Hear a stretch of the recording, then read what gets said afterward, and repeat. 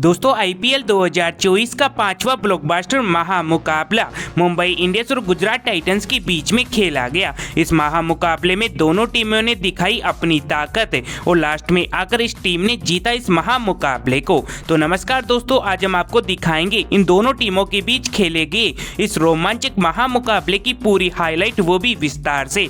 लेकिन उससे पहले आप हमारी इस वीडियो को एक लाइक करके चैनल को भी सब्सक्राइब कर दीजिएगा।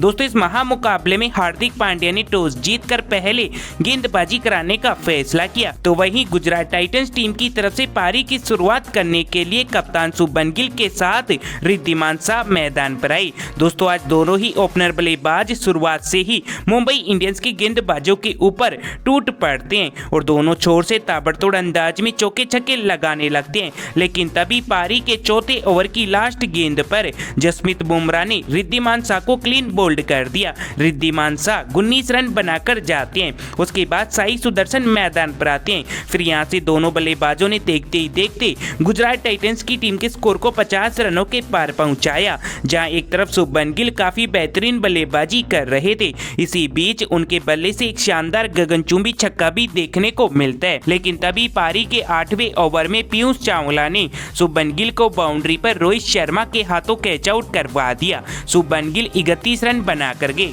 उसके बाद अजमतुल्ला उमरजई मैदान पर आई। फिर यहाँ से उमरजई और साई सुदर्शन ने मिलकर गुजरात टाइटंस के स्कोर को आगे बढ़ाना शुरू किया। जहां आज युवा बल्लेबाज साई सुदर्शन अलग ही अंदाज में नजर आ रहे थे और फिर दोनों बल्लेबाजों ने अपनी टीम के स्कोर को 100 रनों के पार पहुंचाया। लेकिन इसी बीच पारी के 12वें ओवर की लास्ट गेंद पर उमरजई को कोटेज ने तिलक वर्मा के हाथों कैच आउट करवा दिया। उमरजई 17 रन बनाकर गए। उसके बाद डेविड मिलर मैदान पर आई। लेकिन जब तक डेविड मिलर साई सुदर्शन का अच्छा साथ दे पाते, उससे पहले ही जसप्रीत बुमराह ने इन्हें महज 12 रन के स्कोर पर हार्दिक पांड्या के हाथों कैच आउट करवा दिया। गुजरात टाइटंस की टीम ने 133 रनों पर ही अपनी 4 बड़े विकेट गंवा दिए। उसके बाद विजय शंकर आई। लेकिन जब तक इन दोनों बल्लेबाजों की साझेदारी आगे बढ़ पाती, उससे पहले इसी ओवर में जसप्रीत बुमराह ने साई सुदर्शन को भी तिलक वर्मा के हाथों कैच आउट करवा दिया। साई सुदर्शन 45 रनों की शानदार पारी खेल कर गए।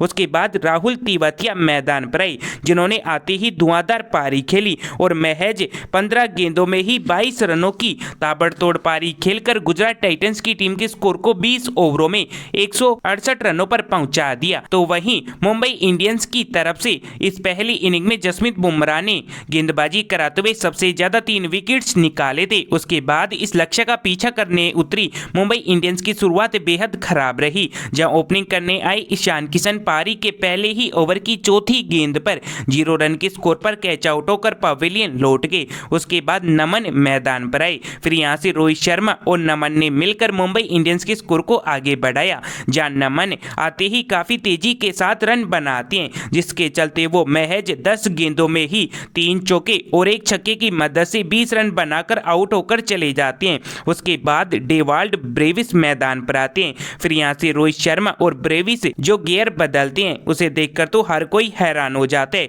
दोनों छोर से दोनों बल्लेबाज ताबड़तोड़ अंदाज में बाउंड्रियां निकालने लगते हैं और देखते ही देखते टीम के स्कोर को 100 रनों के पार भी पहुंचा देते हैं। लेकिन उसके बाद पारी के 13वें ओवर की पहली ही गेंद पर रोहित शर्मा साई किशोर के हाथों एलपीडब्ल्यू आउट हो जाते हैं। रोहित शर्मा 43 रन बनाकर जाते हैं। उसके बाद तिलक वर्मा मैदान पर आते हैं। तो वहीं दूसरी तरफ डेवाल्ड ब्रेविस अपनी धुआंधार पारी लगातार जारी रखते हैं, जिसके चलते वो अपने अर्धशतक से महज 4 रन ही दूर होते हैं। लेकिन फिर इन्हें पारी के 16वें ओवर की 5वीं गेंद पर मोहित शर्मा कैच आउट कर देते हैं। ब्रेविस 46 रन बनाकर जाते हैं। उसके बाद टीम डेविड आते हैं, लेकिन आज ये भी कुछ कमाल नहीं कर पाते और महज 11 रन बनाकर जल्दी ही पवेलियन लौट जाते हैं। उसके बाद तिलक वर्मा का साथ देने हार्दिक पांड्या आते हैं। जहां तिलक वर्मा के बल्ले से हमें 19वें ओवर की पहली ही गेंद पर एक शानदार लंबा छक्का देखने को मिलता है। लेकिन दूसरी गेंद पर भी छक्का लगाने के चक्कर में तिलक वर्मा कैच आउट होकर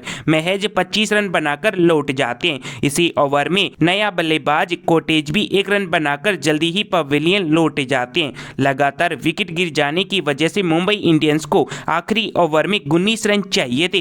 हार्दिक पांड्या सबसे पहली ही गेंद पर एक शानदार छक्का लगा देते हैं और फिर दूसरी गेंद पर भी एक और चौका उनके बल्ले से देखने को मिलता है। लेकिन अगली ही गेंद पर वो कैच आउट होकर पवेलियन चले जाते हैं और उनके आउट होते ही पूरा मैच गुजरात टाइटंस की झोली में जाकर गिर जाते और फिर बाकी गेंदें और फिर उमेश यादव ने बाकी शेष बची गेंदें खाली निकालकर मुंबई इंडियंस को ये मैच 6 रनों से हरा दिया। बाकी दोस्तों कमेंट करके बताना कि मुंबई इंडियंस की टीम ये मैच किस खिलाड़ी की वजह से हार गई।